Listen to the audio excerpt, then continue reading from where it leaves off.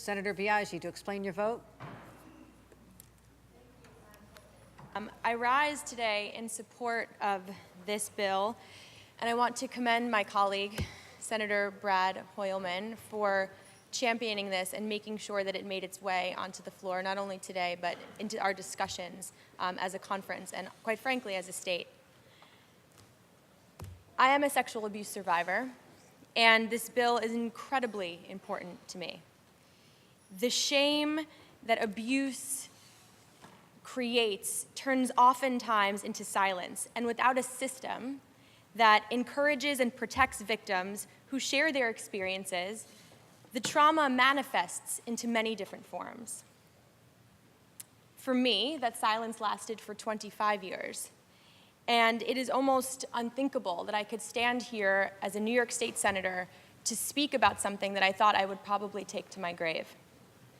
Our political climate necessitates a responsibility that really means that this issue is no longer a him or her problem, but it is an us problem.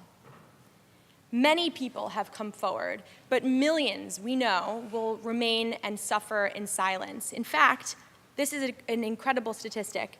1 in 10 children will be sexually abused before they turn 18. That means in this legislative body, if you just count every 10, at least 6 of us would likely have been abused before we turned 18. People paying attention to this discussion today should ask themselves, why on earth anybody would be opposed to this bill unless they had something to hide? This is truly the least that we can do.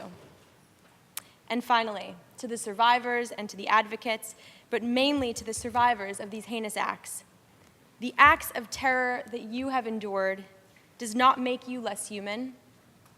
You are worthy of a world that respects your body and your being, and at the very least, includes legal redress for what you have endured. As a member of this body, of the New York State Senate, I am proud to vote aye. Madam President, thank you very much.